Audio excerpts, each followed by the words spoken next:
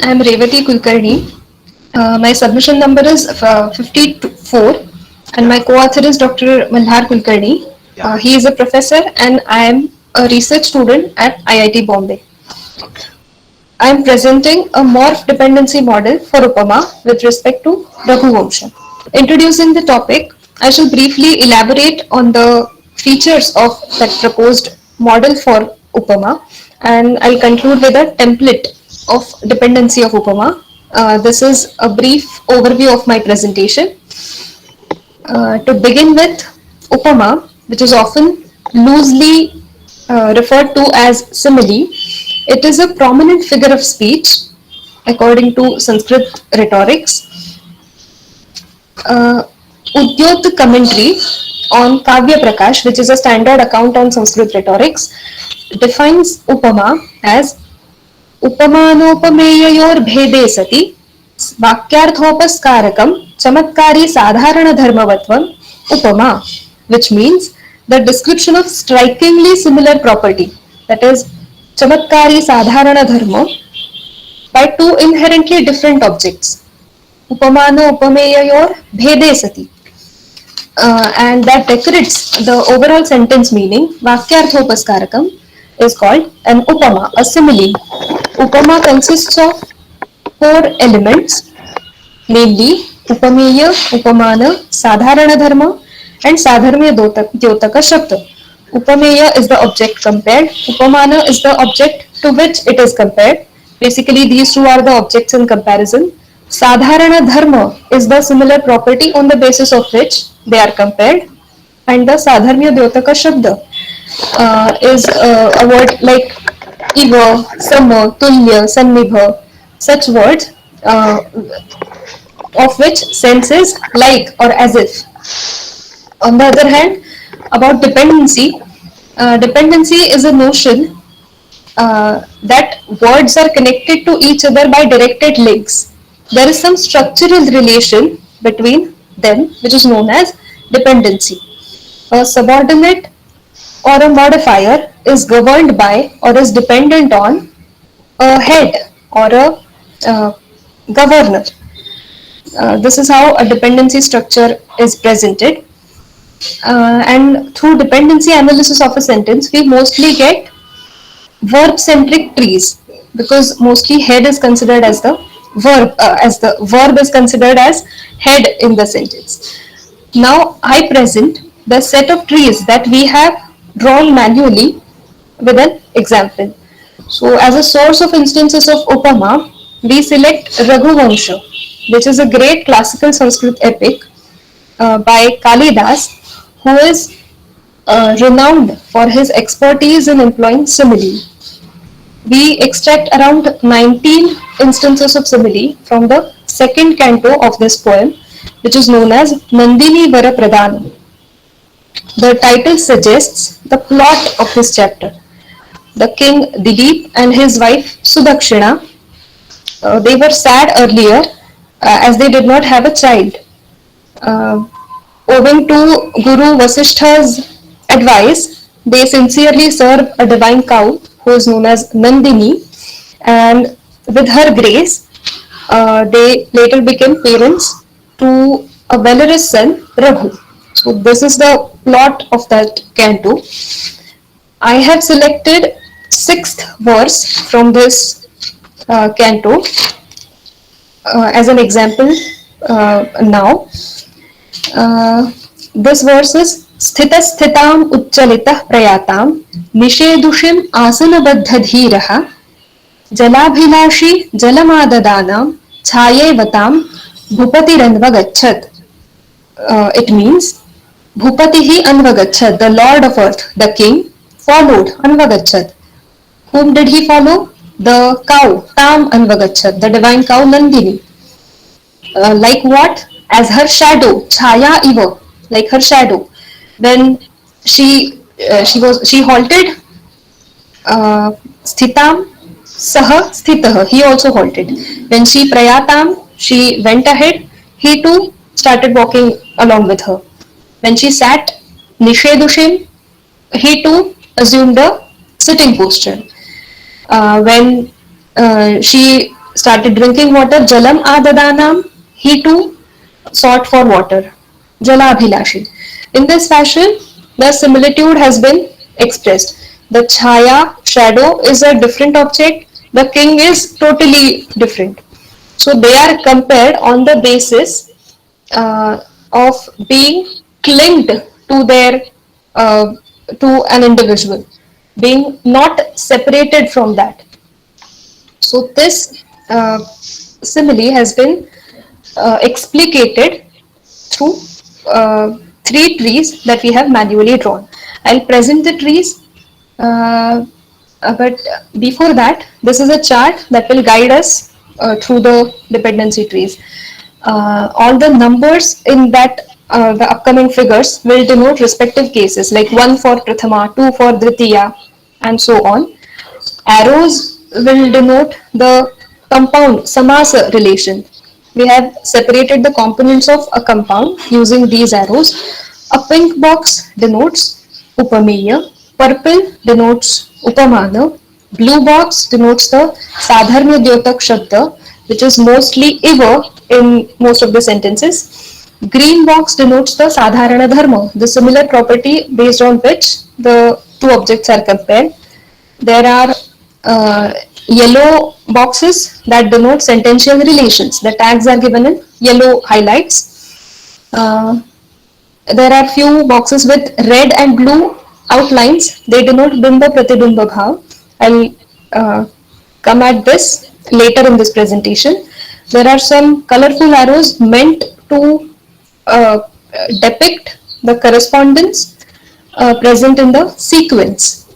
Let's go quickly to the instance. The verse has been presented in this form, dependency tree form. Bhupatihi anvagachat, kam anvagachat, tam anvagachat. In this fashion, so the first and foremost feature, first part that a reader understands from a dependency tree is the structure of that verse. So these are all adjectives for the cow. On the right hand side, the adjectives for the king are connected to it. The color scheme denotes the simile very effectively. The pink box, Upamā, blue box, Sadharana Dharma, purple box, Upamāna, and so on. In the second tree, we add tags. We label these relations using Sansadhani tag set. These tags are borrowed from the guidelines for annotation as provided by Sansadhani. So these are Visheshanas. Iva is related with Bhupati, the king, with Anuyogi relation, whereas it is related with the Chaya, the Upamana, in a Pratiyogi relation. Bhupati and Tam, the cow, are Karta and Karma respectively in this sentence. All these information is understood from the second tree from this set. In the third tree, we separate all the components of every word. Like as it was mentioned in the chart, we separate the components of compound using an arrow. All the numbers denote cases, vibhaktis. Each and every word, its prakriti and pratyaya, that is, root and termination has been shown separately. So this makes it clearer. The understanding is clearer. Uh, and a reader can pinpointedly show or know to which part of the word, either the prakriti or the pratyaya, that its dependent word is related. Like a simile is related to the prakriti part and not the its case suffix, whereas the visheshanas are related to its case suffix. This whole information is coded in the third tree of this instance. Additional feature that we effectively show in this model is about the colorful arrows. Like the beauty of this Upama is explicitly shown in this fashion. Like when the cow was standing, the king too stood. When she started walking, he too went ahead with her. When she stopped for drinking water, he too took a halt. In this fashion, the similitude is unfolded. Like uh, he did not allow the cow to go out of his view. He always clung to her, never separated from her. In this fashion, the beauty of that Upama is unfolded using these structure and these arrows. The sequence is unfolded basically. So here are few more features of the sample tree bank that we are proposing, but due to time constraint, I'm not able to elaborate on each and every feature. I'll just proceed to my observations. After the whole study of the whole canto, we were able to pick out 19 instances of simile. We have drawn manually drawn trees, 3 trees for each instance, with additional features like this for all these instances, and we could classify these instances according to their uh, uh, features like Purna, Lupta, Shrauti, Arthi, Vakyaga, Samasaga. This classification is mentioned in their commentaries. So, Upama is of 25 types. That is how it is proposed in the Sanskrit texts. So, we tried to classify these instances in this format. Also, a thing that we observed, that we found 11 instances that involved simile comparison for karta, and 8 instances that involved a simile for a karma. So this hinted a potential template of dependency of Upama, which could be like this: a verb at the head position, there is one node for a Vakya Sambandha which is present on an average in most of the instances.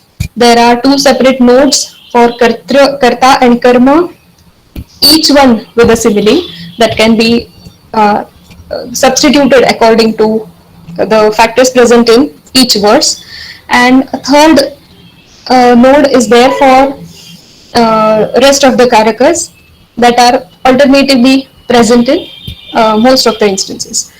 So, I would like to conclude my presentation with some remarks on this blend of dependency of Upama, like the representation of Upama, a Sanskrit figure of speech, into the dependency model yields several benefits, like it is useful in certain computational purposes.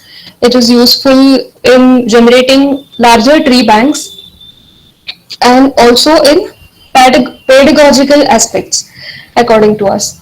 So we are planning some more work on this. So this was briefly our morph dependency model for Upama. Here are our references, and thank you very much. I have a question, like the dependency trees that you're drawing, you have drawn them manually, but Yes, sir. I find that them very useful for like as you just said, pedagogical aspects and all. Yes, So, sir. do you have any idea of developing something so that these cases can be, as you're highlighting them, they can be put out, so Mm-hmm. that is like for pedagogical aspects, it can be used rather. So. Yes, definitely, definitely. So, what was the question? So are you developing something which can put these trees out automatically? In Acha, हाँ, I have not. One should come and write a code for this. This is what we think, because such trees are there to train the machine, right? So if somebody comes up and proposes a parser, develops a parser for this, we can automatically get such trees. Okay. Okay. Hmm. Thank you. Thank you. Yes. Revati, I have a question, simple Ye- question. Yes, sir. So, thing is that you have found total number of 19 similes in that particular canto, right? Yes, yes, sir. So, is there any other figure of speech used in that canto except simile? And what can be the count of that? Or that simile is the largest number of other figure of speech are of equal strength? That is one question. Yes, Or sir. whether the largest number of occurrences are simile in the text, and other figures of speech are quite less in number. That might be one of the reasons because of which you have selected only similes here. Okay. The Yes, sir. other thing is that are you really thinking about, say, kind of figure of speech annotation inside the text? Is there any idea or concept? Because I have been thinking about that, how to annotate figure of expression or figure of speech particularly Hmm. inside the text. So I'm Okay. just trying to expand or gather your knowledge if you have ever thought about developing an annotation scheme where the all figure of speech can be annotated inside the text. Okay. Hmm. Yes, sir. So this, please keep in mind, because this can Yes, be sir. one of the Hmm. my hunch is that even in prose text, forget about those classical texts like Raghuvangsam, where Kalidas is famous for putting all kinds of figure of speech of expressions inside the text. Yes, Even sir. in day-to-day mundane texts, we Hmm. come across large number of figurative expressions, Yes, sir. and we need to develop a kind of system which can automatically assign Hmm. particular figure of speech value to a particular expression. So please Yes. keep in mind in future if you can Mm-hmm. develop a kind of system or Yes. mechanism Huh. which can help us to annotate figure of expressions or figurative expressions inside the text. Yes, sir. So Yes. that would be a very nice thing, because this would be one of the important areas of understanding natural language texts. Yes, sir. Anyway, Definitely. thank you very much for a nice presentations and very insightful one. I Thank you, sir. personally benefited a lot. So thank you very much. Yes, sir. And Yeah. your your comments were very valuable. I'll Uh, definitely think about it. And about your first question, yeah. that are there any other figures of speech that I found in this tree bank? Yeah. Yes, definitely. Mhm. I could find Shlesh, Utpreksha in these instances. In fact, I have devised a method to denote Shlesh effectively using dependency tree, like where I could find the instances where I could find more than one similarity, green boxes, Yeah. more than one number of times. So I think that these are Shlesha, instances of pun, Yeah. where some wordplay is involved Acha. in these instances. And if it And is a the pun, it is multi ambiguous expressions, obviously. Yes, somewhat ambiguous. And the commentary too confirms that these are Shlesha instances, Shlesha Mulaka Upama.